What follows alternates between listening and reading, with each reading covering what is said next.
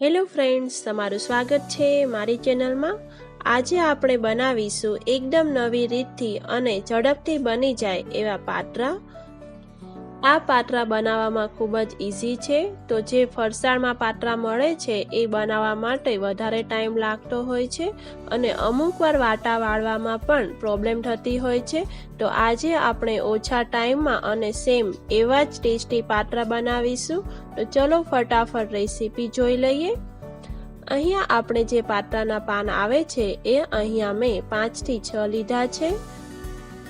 આ પાનને આપણે પતરવેલના પાન કે પછી અળવીના પાન પણ કહેવાય છે।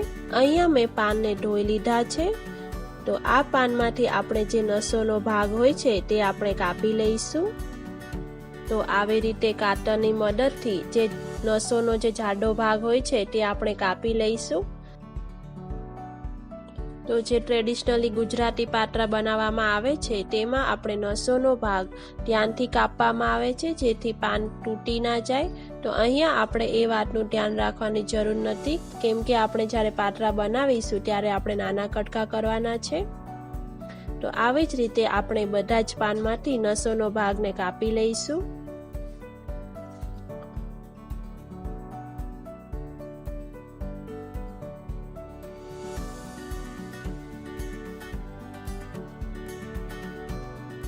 તો અહીંયા મેં બધા જ પાનમાંથી નસોનો ભાગ કાપી લીધો છે। તો આવી રીતે પાન લઈને તેના આવી રીતે નાના નાના રોલ વાળી લઈશું। તો બધા જ પાનના આવી રીતે રોલ વાળતા જઈશું આપણે। તો એકદમ ઈઝી રીતે આ રોલ વળી જશે। તો તમને જે રીતે પાન હોય એ શેપમાં આપણે રોલ વાળી દેવાનો। તો અહીંયા આપણે બધા જ પાનના રોલ વાળી લીધા છે। હવે કાતરની મદદથી આપણે આવી રીતે તેને કાપી લઈશું। આ પ્રોસેસ કાતરથી ખૂબ જ ઝડપથી થઈ જતી હોય છે। તો લગભગ 3 થી 4 જ મિનિટમાં આપણે બધા જ પાનને કાપી લઈશું।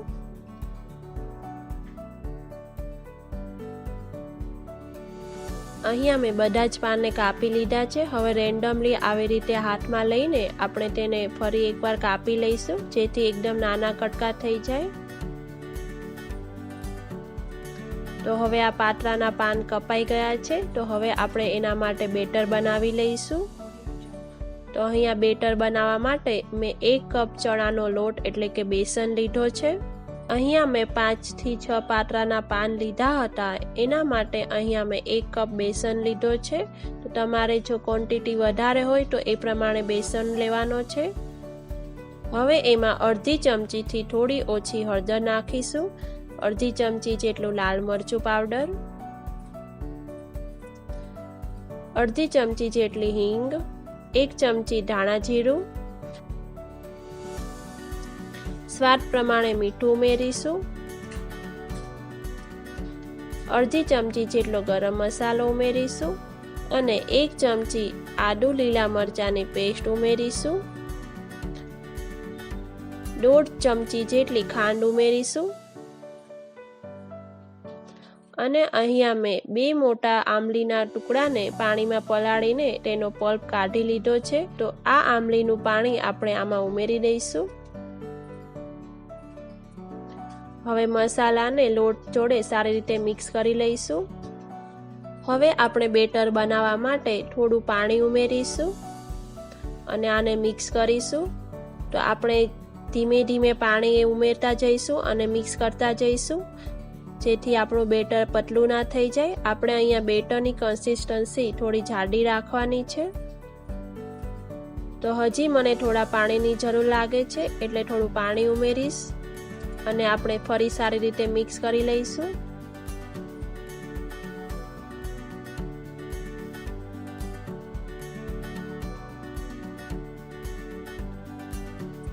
તમે જોઈ શકો છો કે આપણે આવી કન્સિસ્ટન્સી રાખવાની છે બેટરની।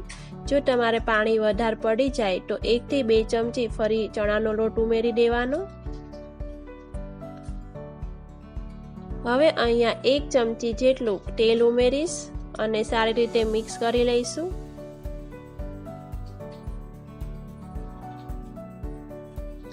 તમે જોઈ શકો છો કે આપણું બેટર એકદમ સરસ એવું મિક્સ થઈ ગયું છે।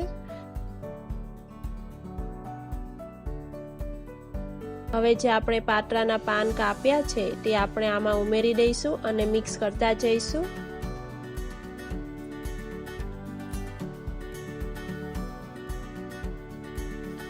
તો અહીં અમે બધા જ પાત્રાના પાન ઉમેરી દીધા છે।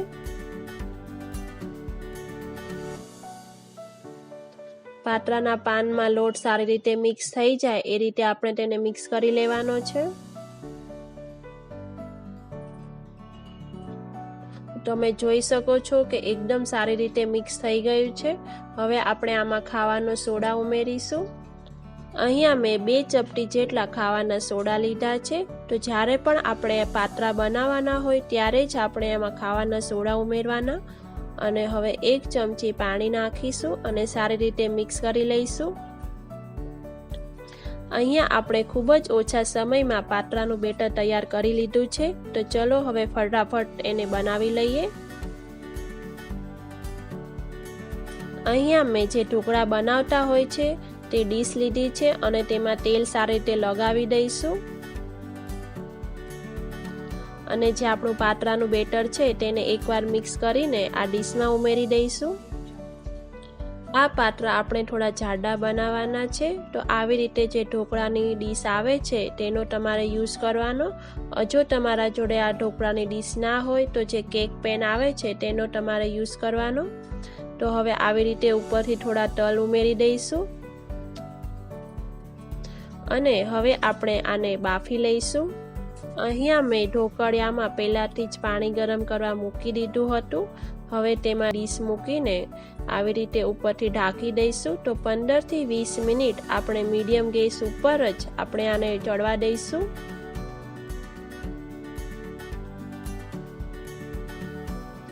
તો 15 મિનિટ પછી આપણે ચેક કરી લઈએ।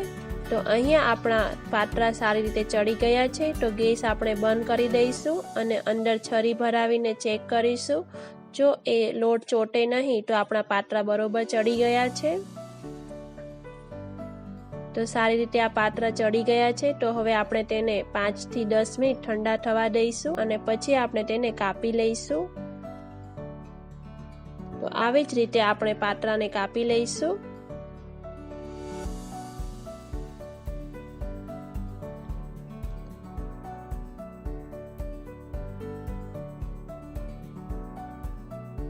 તો અહીંયા તમે જોઈ શકો છો કે આપણા પાત્રા ખૂબ જ સરસ રીતે બન્યા છે। જ્યારે તમે આને ખાશો તો તમને લાગશે જ નહીં કે તમે જે વાટા વાળીને પાત્રા બનાવ્યા છે તે ખાઓ છો કે આપણે આ રીતે જે પાત્રા બનાવ્યા છે તે ખાઓ છો। તો ચલો ફટાફટ આનો વઘાર કરી લઈએ। તો અહીંયા મેં વઘાર માટે 2 ચમચી જેટલું તેલ લીધું છે। તો મીડિયમ ગેસ ઉપર આપણે તેલને ગરમ થવા દઈશું। તેલ આપણું જેવું ગરમ થાય તેમાં 1 ચમચી જેટલી રાઈ નાખીશું અને 5 થી 6 લીમડાના પાન ઉમેરીશું અને 1 ચમચી જેટલું આખું જીરું ઉમેરીશું। હવે અમે અહીંયા થોડા તલ ઉમેર્યા છે। જો તમને તલ વધારે ના ભાવતા હોય તો તમારે આ સ્કીપ કરી દેવાનું। હવે આપણે જે ઢોકળાના શેપમાં કટ કર્યા છે તે પાત્રા ઉમેરી દઈશું અહીંયા।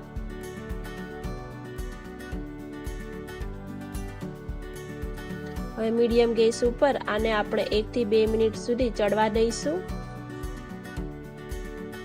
હવે આપણે તેને બીજી સાઈડ ફેરવી લઈશું।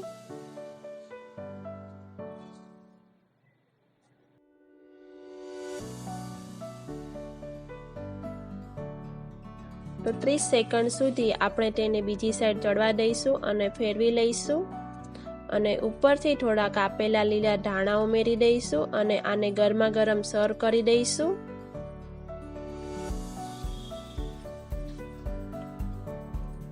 તો આવી જ રીતે પ્લેટમાં તેને સર્વ કરીને ઉપરથી મેં છીણેલું નારિયેળ ઉમેર્યું છે અને થોડા લીલા ધાણા કાપીને ઉમેર્યા છે। તો દેખાય છે ને એકદમ ટ્રેડિશનલ ગુજરાતી પાત્રા। ખૂબ જ ઓછા સમયમાં અને ઝડપથી બની જાય તેવી આ પાત્રાની રેસીપી તમે જરૂર બનાવજો અને તમને આ ખૂબ જ ભાવશે।